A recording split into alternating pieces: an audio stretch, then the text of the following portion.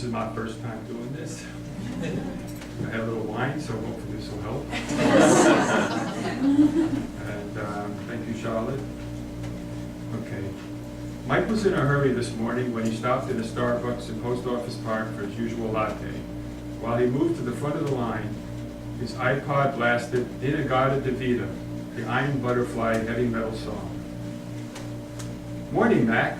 What'll it be? The barista didn't talk or look like a Starbucks employee, and he was wearing a black t-shirt with white lettering that said, "No self, no problem." In fact, he looked a lot like a tan Jimmy Buffett. Mike pressed the stop button on his iPod. His ears were ringing. A grand mocha latte. Do you want a shot of consciousness with that? What?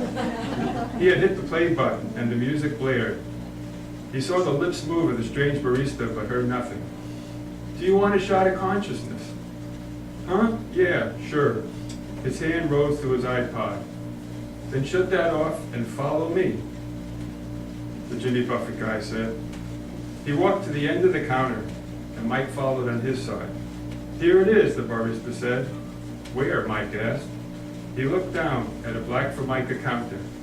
There were wicker baskets full of pieces of cranberry nut bread and glazed cinnamon rolls. He ate a piece of a roll and looked back at a few people attached to their own electronic devices. When he turned around, he saw a tiny paper cup filled with green liquid nestled between the baskets. That's your shot, the barista said. Mike picked it up.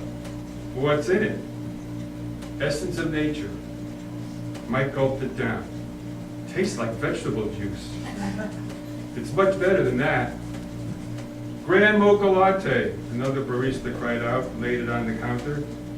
She was a curly-haired, stocky woman, not unattractive, Mike thought, and she wore the same t-shirt. $3.57 for the latte and 50 cents for the shot, bud, the older one said.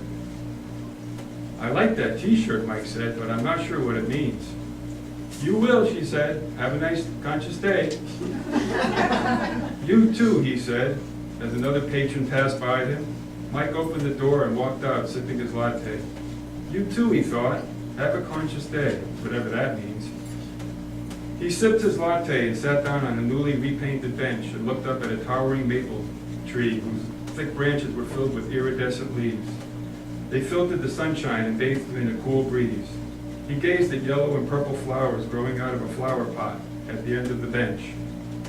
Crossing his legs, he took off his earphones, shut off his iPod, and took out his cell. He hit some numbers and waited. Hey, Darlene, this is Mike. Yeah, I know I'm running late, but I went to this coffee shop in the park. I thought it was a Starbucks too, and I got this extra shot of something. Now I'm sitting here listening to the birds chirping, the wind rustling the leaves, and I can't move. Yet. Can we reschedule for later? Suddenly this moment is more important to me than anything else in my life. What? I don't remember what it's called. Thanks. See you later. He took another sip and stretched his arms out. His cell buzzed, and he read Lauren's message. Meet us after work at Houlihan's. He texted her back. Not tonight. Big playoff game. She texted him again. Again? He responded. Last one. Must see. He lifted his face to the sun, spilling in through the branches, and then looked down at the blank screen, and one word appeared. Thanks. Mike's day was wonderful. Effortless, it seemed. He closed an important deal with a new client, and he talked his boss into raising his base.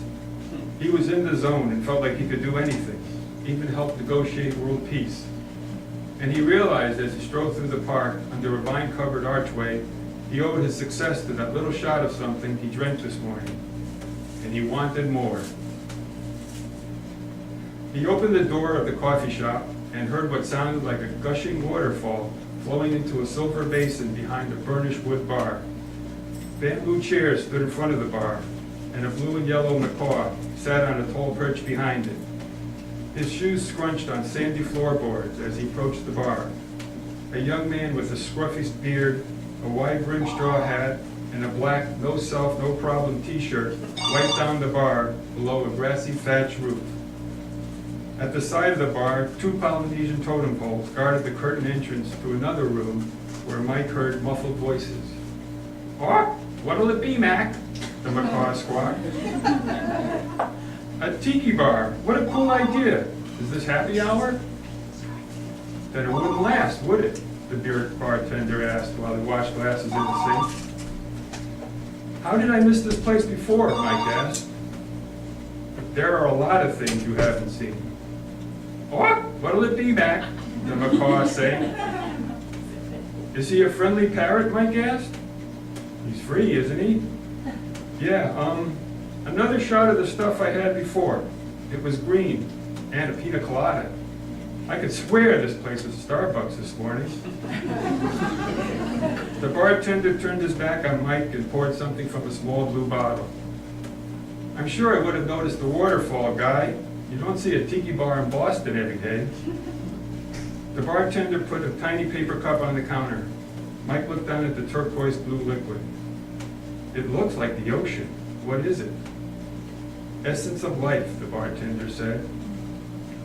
"Essence of life," Mike repeated, swished it around in his mouth and swallowed it.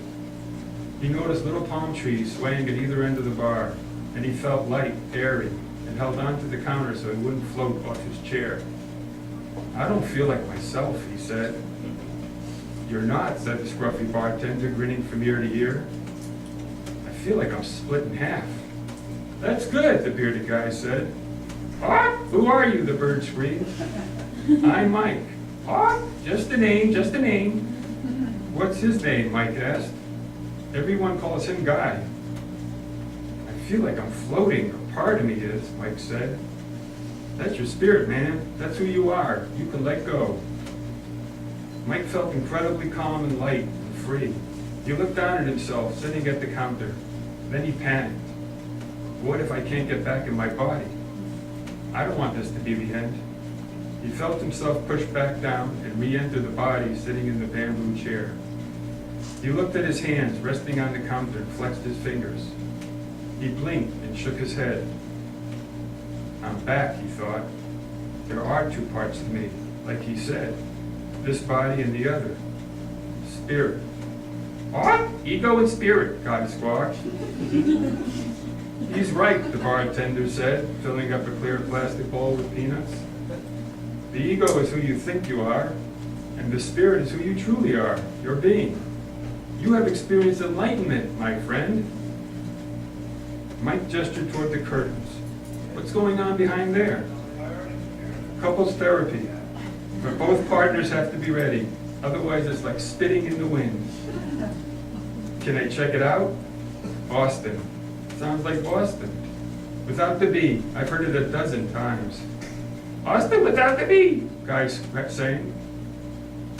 Austin bent down below the counter, opened a bottom drawer, and took out a folded black t-shirt. "Put this on," he said. "There's a restroom in back."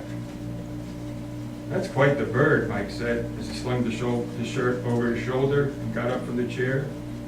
"We learned from him," Austin replied. "How do you learn from a bird?" Mike pondered while he pulled the black shirt over his white t-shirt in the spotless restroom. He pointed to the words on his shirt, "No self." It read, "Flesh on the shirt in the mirror image. "If I'm not my ego, who am I?" He put his face inches from the mirror. "Who am I?" he mouthed. His mirror image shrugged its shoulders.